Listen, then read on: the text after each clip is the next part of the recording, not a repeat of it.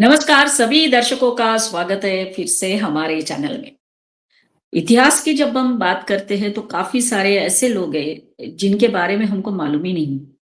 Unsung heroes है, unsung leaders है, और कभी भी हमारे ध्यान में उनके बारे में नहीं आता है या फिर किताबों में भी नहीं आता है। आज हम ऐसे व्यक्तिमत्व के बारे में जानेंगे जिन्होंने 1962 के वॉर में, जब इंडिया और चाइना का वॉर हुआ था, तो भारत की बहुत बड़ी जो हेल्प है वो की थी। और किस तरह से की थी इसके बारे में हम आज जरूर चर्चा करेंगे। और चर्चा के लिए हमने आमंत्रित किया है हमारे बहुत ही प्यारे विशेष अतिथि जो बहुत दिनों के बाद आज हमारे साथ जुड़े हैं और जिनकी इतिहास में रुचि है, वो अभ्यासक है, ऐसे doctor Anshu Tiwari ji.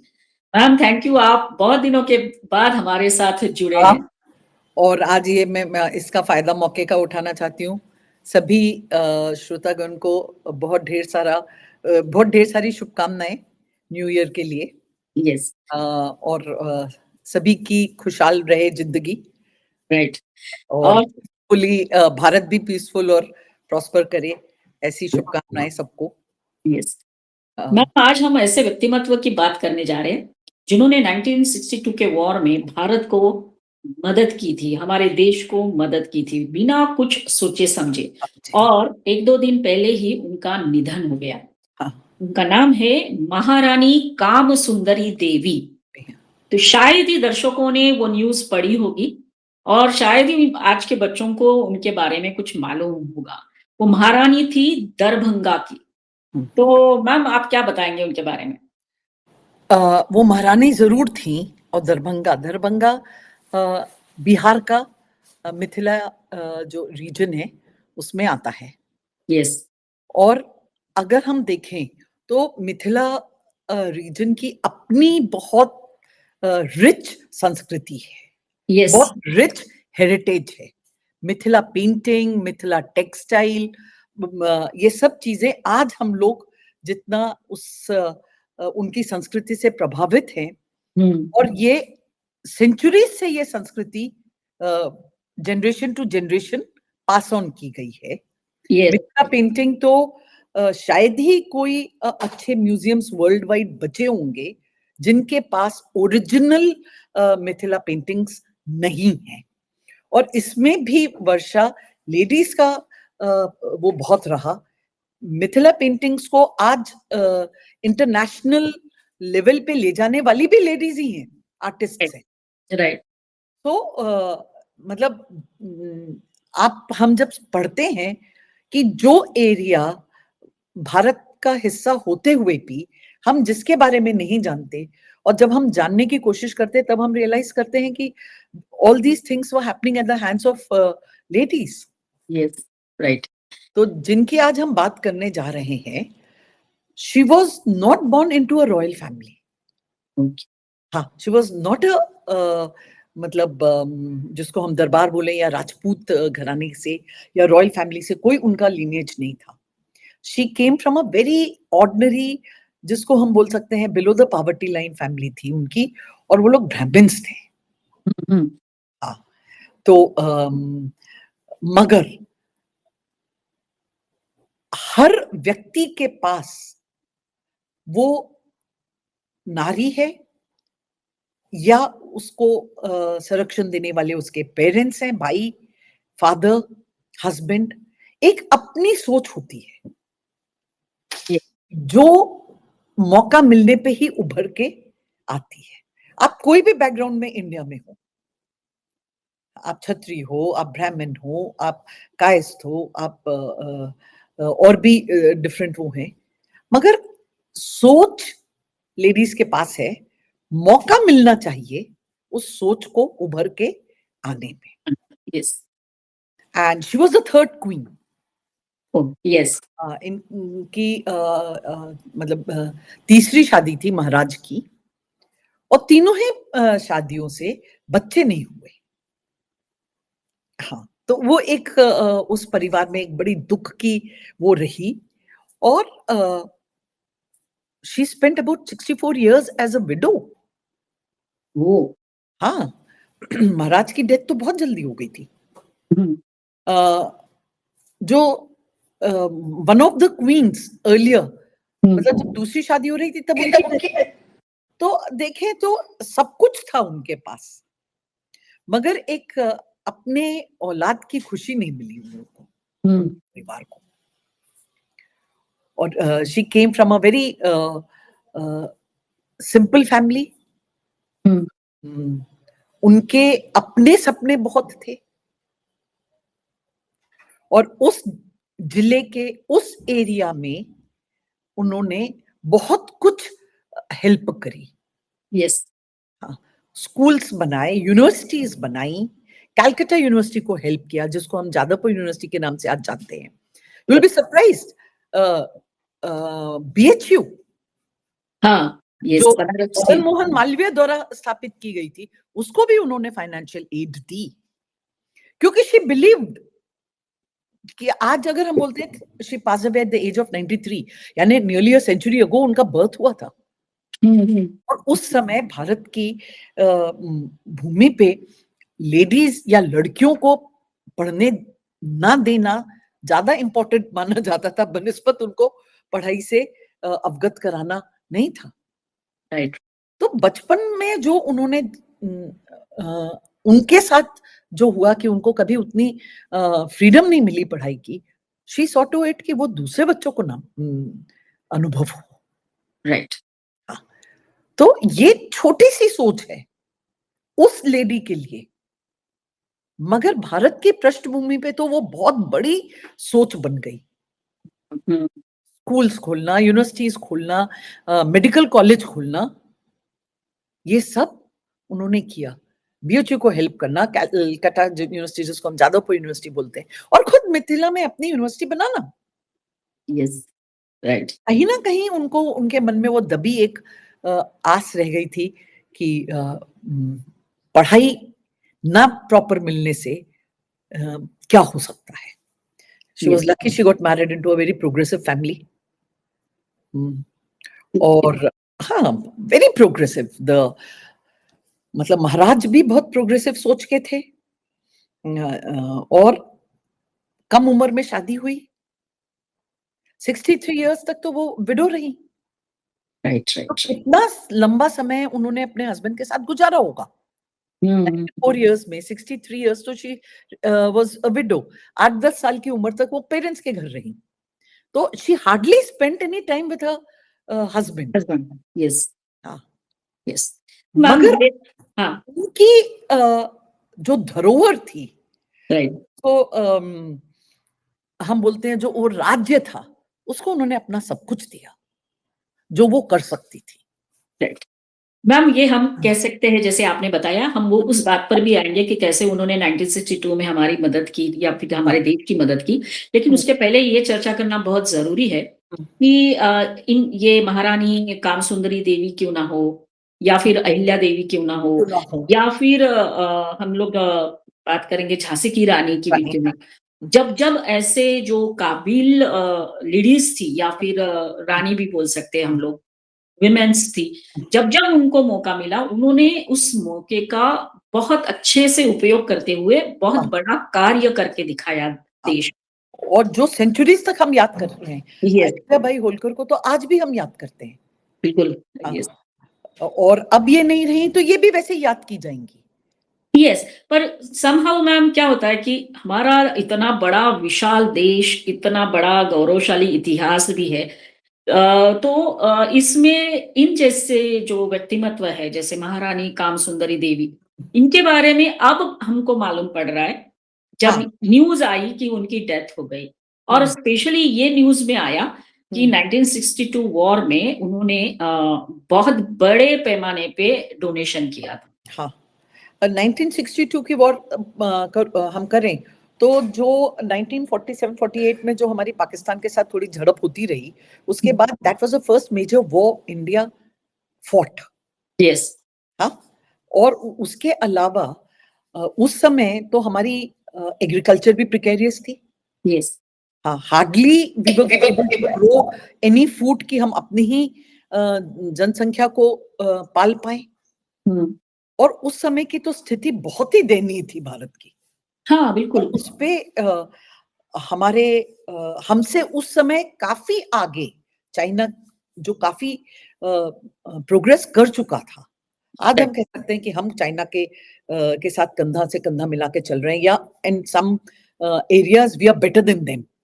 Hmm, but उस समय तो ऐसा नहीं था और वो वॉर के समय हमारी फाइनेंशियल स्थिति बहुत दयनीय थी यस, और उस समय भी 600 किलो सोना यस, दान देना भारत को, गवर्नमेंट ऑफ इंडिया, छोटी चीज़ नहीं थी। 600 किलो मतलब बहुत ये हो तो गया। बहुत होता है और गोल्ड का भाव अ, हमेशा से बाकी उसमें हमेशा ज़्यादा ही रहा। यस, जब इनकम रही लोगों की, तो उससे गोल्ड ज़्यादा रहा। मतलब एक आम आदमी के उसके बाहर था कि हम गोल्ड खरीदें और 600 किलो गोल्ड दान देना गवर्नमेंट ऑफ इंडिया को। हुँ, वर्षा यहाँ खाली गोल्ड देने की बात नहीं आई, 600 किलो तो आज भी सुन के लोगों को शायद लोग को मालूम पड़ेगा कि एक लेडी ऐसी थी जिसने इतना बड़ा गोल्ड का भंडार दान दिया। They would be forced to read about her hmm, hmm, hmm, just because they may be curious to want to know कि ऐसा कौन था जो कर सकता है ये काम। Yes, right. हाँ, कि आप इतना बड़े तादाद में आप दे दो और आज जो दरभंगा का एयरपोर्ट है, हाँ, हाँ, वो भी इनकी ही ज़मीन पे बना हुआ है। वो महाराजा ने दिया था। यस, हाँ, राइट। महाराजा ने दिया था वो। वो पूरी ज़मीन 9 एकड़ ज़मीन जहाँ आज वो एयरपोर्ट है और उस ज़माने में 3 अपने कैरियर्स हुँ, हुँ, एयरक्राफ्ट 3 वो उन्होंने दिए थे दरभंगा के लोगों के लिए। Yes, right. तो कहीं न कहीं both the husband and the wife made a very formidable एक कपल रहा जिसने अपनी खुशी के पहले भारतवर्ष की खुशी को यस, रखा। Right. They were no politicians, वो सोशल वर्कर भी नहीं थे, राजघराने से ताल्लुक रखते थे।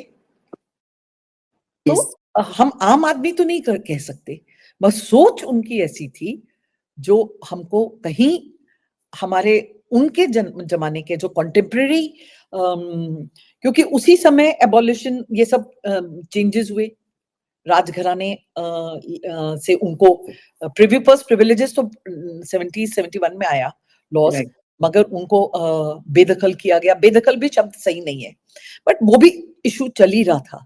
1951 में कॉन्स्टिट्यूशन में अमेंडमेंट हुआ।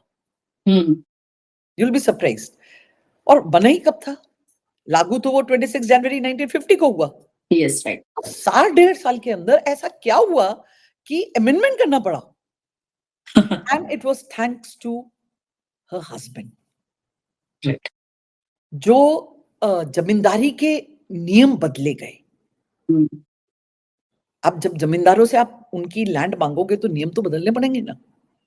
हाँ, यस, जमींदारी मांगोगे, लैंड तो आज भी किसी की मांगो तो वो नियम दिखाएंगे।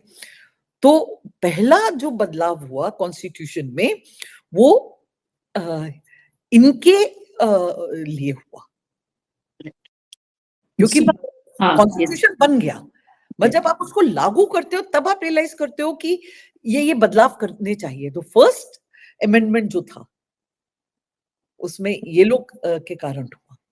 यस, तो ऐसे बहुत फर्स्ट हो गए उनकी फैमिली के लिए। राइट। तो मैम ये हम कह सकते हैं कि एक विज़न उनके सामने रहा होगा। हाँ, जिस तरह से उन्होंने भारत जब बहुत ही हुँ, मुश्किल परिस्थिति में था, 1962 का वॉर हमको पता है हम पूरी तरह से हमको हार मिली थी। हार मिली थी।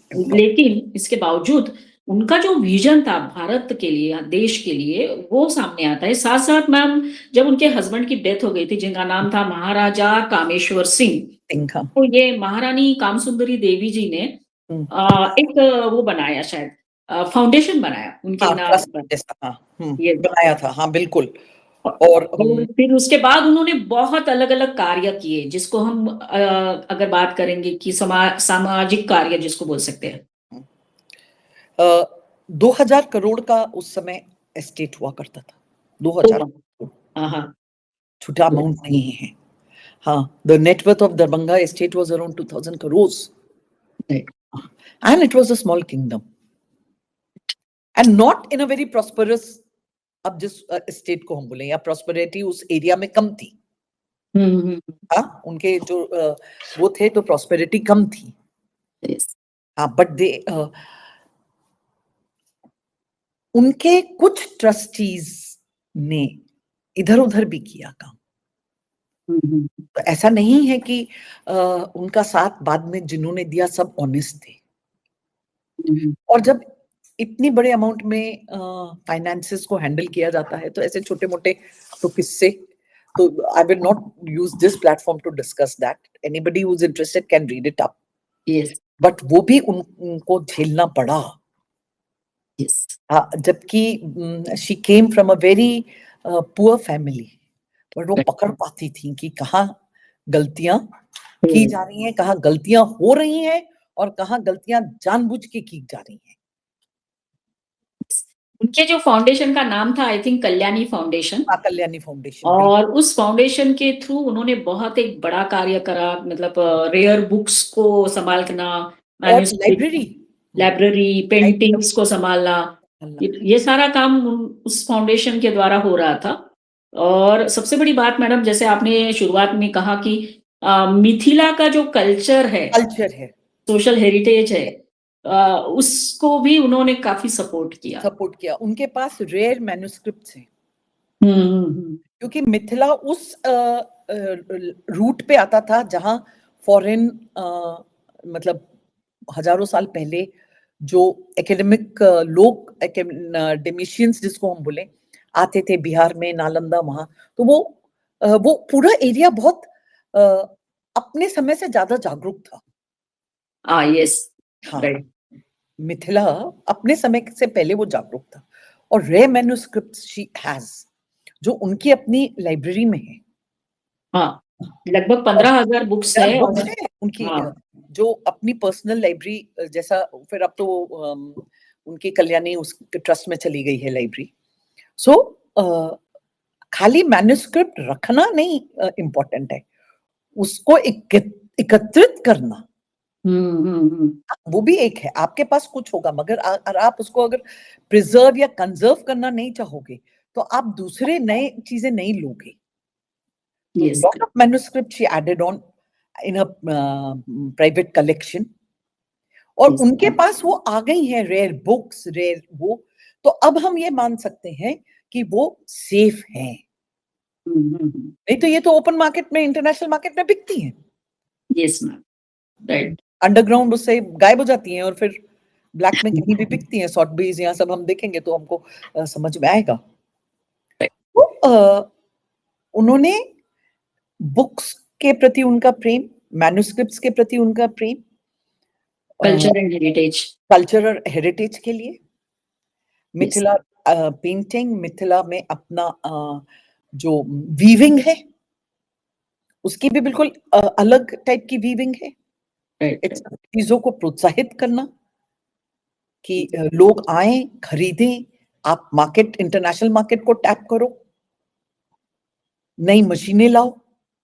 तो ये सारी चीजें, और ऑफ कोर्स किस जमाने में 9 एकर्स ऑफ जमीन दे दी एयरपोर्ट बनाने के लिए। हाँ। आज अब हम देख रहे हैं कि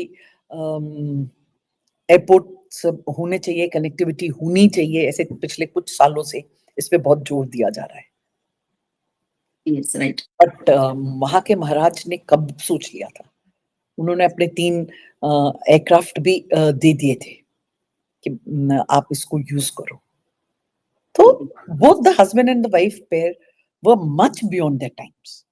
Yes, yes. And the sad part is he passed away at a very early age. हाँ, इनके ग्रैंड नेफ्यू ने इनका फ्यूनरल किया। यस, कि उनके कभी अपने बच्चे हुए ही नहीं। राइट। तो मैम ये कह सकते हैं कि महारानी कामसुंदरी देवी जो है वो एक लिविंग लेगेसी है हमारे लिए। मतलब हम लोग कंपैरिजन नहीं करेंगे, लेकिन नहीं करेंगे। जैसे लोक संग्रह की बात आती है तो देवी अहिल्याबाई का नाम हमेशा आता है। आता है। तो एक तरह से इन्होंने भी वो कार्य आगे बढ़ाया जो देवी अहिल्याबाई ने शुरू किया था, शुरू किया। लोक संग्रह के माध्यम से। बिल्कुल। और बीएचयू में अपना योगदान देना, हाँ, वो सबसे बड़ी बात है। बहुत, हाँ, मैथिली, मतलब उनके संस्थापक के साथ कंधे से कंधा मिला के खड़े रहना कि आपको जरूरत पड़ेगी। आज भी BHU is one of the top most universities of the country. Yes, right, Calcutta university, जिसका नाम एक्चुअली जादवपुर यूनिवर्सिटी है, वो भी राइट, अपने उसमें देखो तो उसका अलग ही एक अपना अस्तित्व है, राइट। वो यूनिवर्सिटी का, जो आज हम कहीं नहीं देखते। तो ये चीजों पे अलीगढ़ मुस्लिम यूनिवर्सिटी में भी उन्होंने बहुत बड़ा डोनेशन दिया। ये I would want to share this कि coming from a very conservative background, मगर एजुकेशन में उन्होंने कंजर्वेटिवनेस नहीं दिखाई। Education is for all. Yes. हाँ, तो ये बात उस समय, और पटना यूनिवर्सिटी बनाई ही उन्होंने। शुगर मिल, क्योंकि वहां की गन्ने में बहुत खेती होती, गन्ने की खेती होती थी, राइट। तो शुगर मिल, यस। खेती जहां हो रही है और उसको के पे बेस्ड आप इंडस्ट्री बनाओ। अब हम ये सोचते हैं कि ये बात तो एक आम बात है, मगर जब ये सोच आई तब उस समय आम बात नहीं थी। अगर ऐसा होता तो यूपी का जो एरिया है वो तो बहुत शुगर केन रिच है, वहां सारी हो जानी बन जानी चाहिए थी, but never happened like that ना। हाँ, शुगर मिल्स बनाई, पेपर मिल बनाई। हाँ, पूरी तरह से एक प्रोग्रेसिव थॉट मतलब बोल सकते हैं हम। हाँ, वो वो थॉट होना भी बहुत बहुत जरूरी है। है। Medical college, medical colleges, yes, right. Medical college again वो सोच दिखाता है कि तंदुरुस्त सोच अकेली काम नहीं करती, तंदुरुस्ती इन द फिजिकल फिटनेस भी इंपॉर्टेंट है। यस। आप अच्छे अच्छे चीजें करो मगर फिजिकली फिट नहीं होगे तो उसके लिए मेडिकल कॉलेज।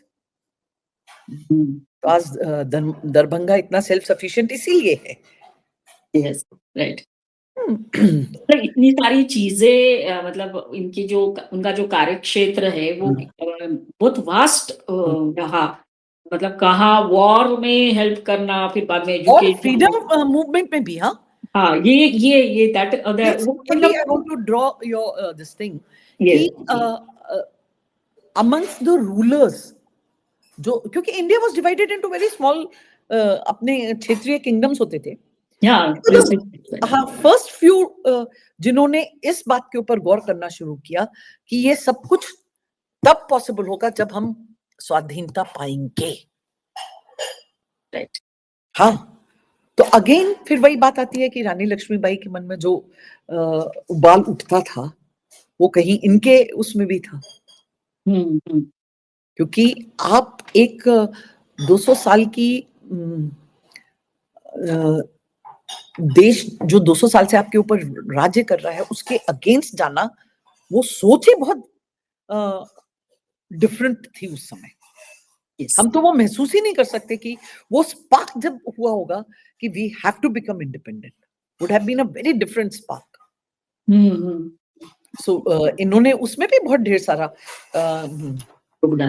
योगदान दिया। और कामेश्वर महाराज की डेथ के बाद वो बैटन उन्होंने किसी और को नहीं दिया, वो अधिकार अपने पास रखा और अंत तक वो काम करती रही।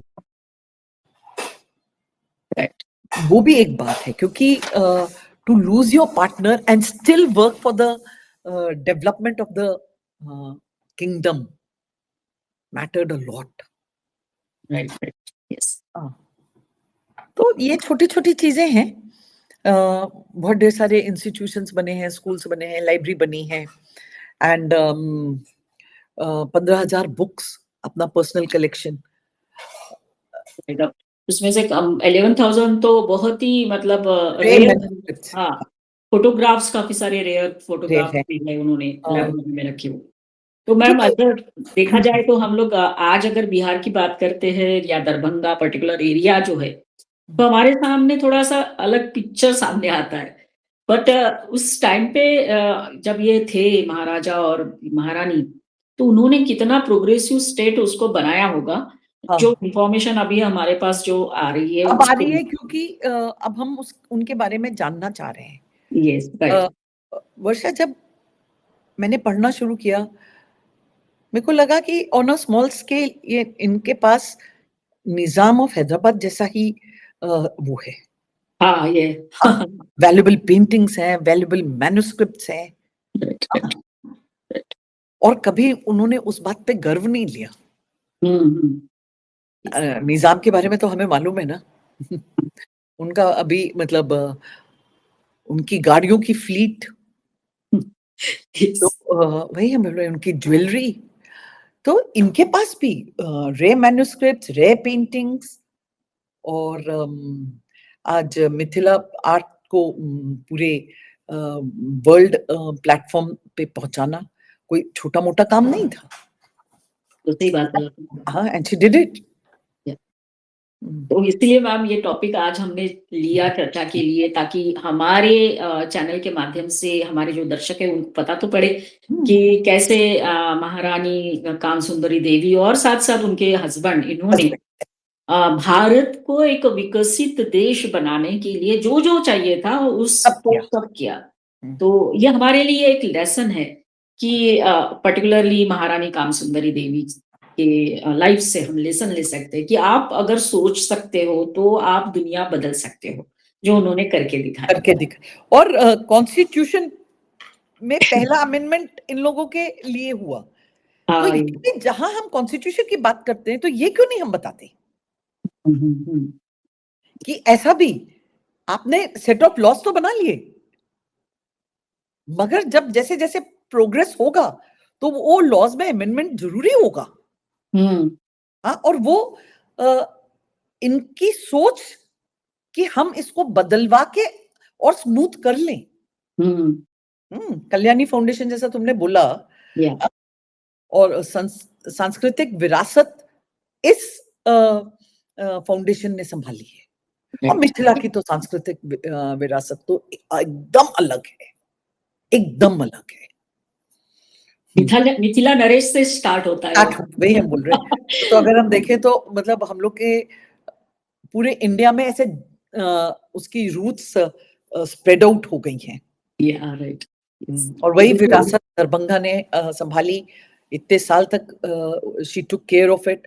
या the widow for 62 years and still right, fought for her kingdom. Hmm, yes, और यस। उनका गौरवशाली जो पर्सनैलिटी रही है, या तो वो बहुत इम्पोर्टेंट है। And I am sure there आए दुरुस्त आए, हम हुँ, लोग right. now she may become a better known figure than after her passing away. जब तक वो जीवित थे, तब उनको वो नाम ना मिला। भगवान करे अब उनको वो नाम मिले जिसकी वो हकदार हैं।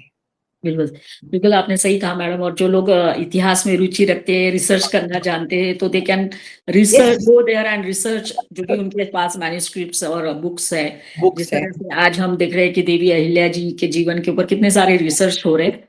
वैसे ये भी एक हमारे लिए हो सकता है कि आज उनके बारे में रिसर्च करके फिर से उनको वो सम्मान मिले, जिसके आपने जैसे कहा वो हकदार है। हकदार हैं, और जो अभी तक उन्होंने कभी अपना गुणगान नहीं किया, तो उनको वो हक हमने दिया भी नहीं। बिल्कुल, बिल्कुल, यस, यस।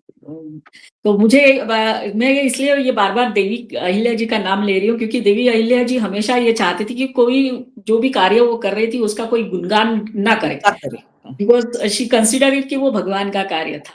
इसी तरह से ये भी हम कह सकते हैं कामसुंदरी देवी जी के बारे में। Anyway ma'am thank you very much आज आप हमारे साथ जुड़े और चर्चा की, लेकिन जाने से पहले हम सभी दर्शकों को कहेंगे कि ये वीडियो सबको बताइए, शेयर हाँ। करिए। कि किस तरह से शेयर करेंगे, और इनके बारे में हम जितना कुछ पढ़ें, जानें, और उस बात पे उनका गौरवशाली जो समय रहा, दरभंगा आज है, मिथिला आर्ट जो आज है, वो एक लेडी के कारण है। Correct, correct, yes. So thank you once again ma'am. Yes, और दर्शकों को कहेंगे कि इतिहास के पन्नों में कहीं ये नाम भी ना खो जाए, हो इसके जाए, लिए ज़रूर इनको पढ़िए, वो सम्मान उनको ज़रूर मिलना चाहिए जिसकी मिलना वो चाहिए, जिसकी वो हकदार है। पढ़ यस, के तो मेरे को लगता है कि हम लोगों ने history has not been very I mean उनको बहुत उसको प्रभावशाली व्यक्तित्व है, मगर हम जाने नहीं उनके जीवित रहते हुए। Right, right. यस, तो आपने थैंक यू। जाना तो वही बहुत होगा। या एंड आई एम श्योर इस तरह से छोटे एफर्ट्स वर्षा करके कहीं ना कहीं हम उनकी जो लेगेसी है we can spread it and take it forward. Yes, yes. So धन्यवाद। और जाने से पहले सबको कहेंगे कि हमारा वीडियो ज़रूर देखिए, लाइक करिए, शेयर करिए, कमेंट करिए और हमारे चैनल को सब्सक्राइब करिए। Thank you ma'am. जय हिंद, वंदे मातरम। वंदे मातरम।